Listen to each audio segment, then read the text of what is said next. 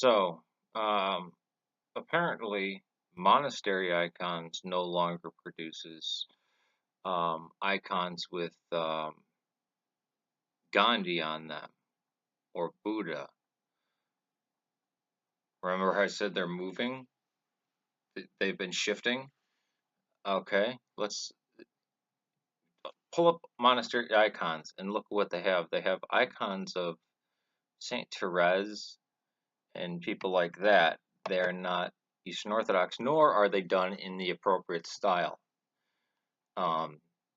If you want to know how to write a heretical icon, look what they do, and especially the prayers they put over them. But let me read from a site.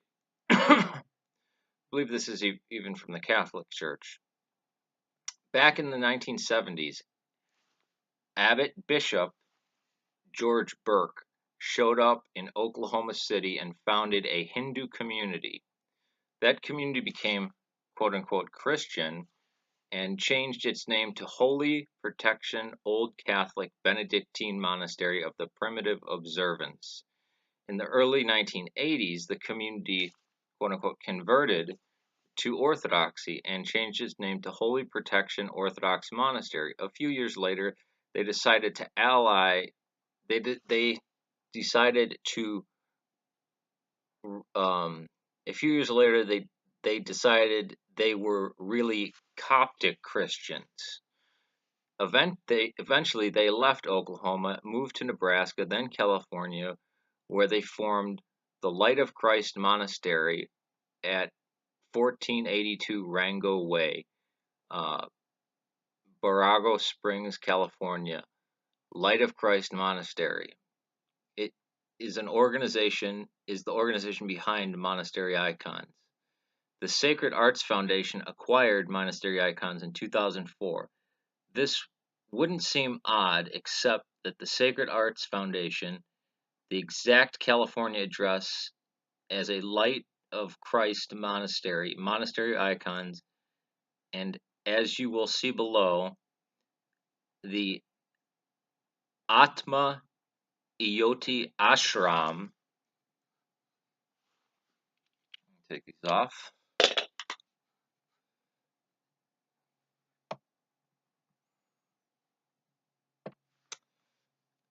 If you look at Monastery Icons catalog, you will find an Ohio address. This is the distribution center that handles the fulfillment of their icons. Doing a search of Ohio Secretary of State, the website shows Monastery Icons is actually the Sacred Arts Foundation, a foreign, out-of-state nonprofit located at, guess where, 1482 Rango Way, Barago Springs, California. The Sacred Arts Foundation was dissolved in Ohio in August 2008, failing to update their records. Sacred Arts Foundation filed in 2007 annual registration report in Missouri with the primary address. Keeps going on about them shifting around. And then skipping a paragraph of them shifting around trying to hide from the government. The California address at the time in 2007 was also the home of Atma Iyoti Ashram, a spiritual institution devoted to the practice teaching Sanatana Dharma. Sanatana Dharma is Hinduism, the eternal religion as founded in the Upanishads and Bhagavad Gita, the Yoga Sutras of Patanjali, and the Sankhya Karaka. The same California address is also listed as the address as Monastery Icons back in 1999. Sometime between August and September of 2007, the ashram moved to a P.O. box in Crest, New Mexico. If you look in the Q&A at the new ashram site, the Swami bears a striking resemblance to Abbot George, the founder of the Hindu community and the Light of Christ Monastery back in the beginning of this post. Remember, the dissolved Sacred Arts Foundation of Missouri and Ohio, it pops up again in New Mexico. registered with the Secretary of State as Missouri nonprofit doing business in New Mexico. Wait for it, P.O. Box 1370, Cedar Crest, New Mexico. You can also see the Sacred Arts Foundation listed as a corporation in California. I mean, it keeps going on like this.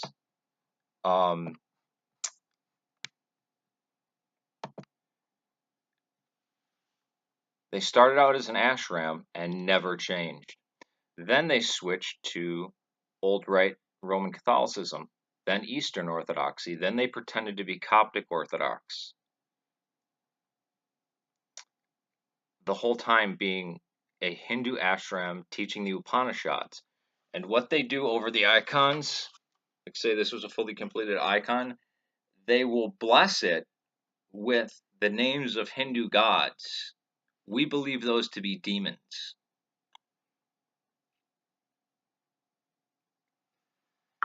Now,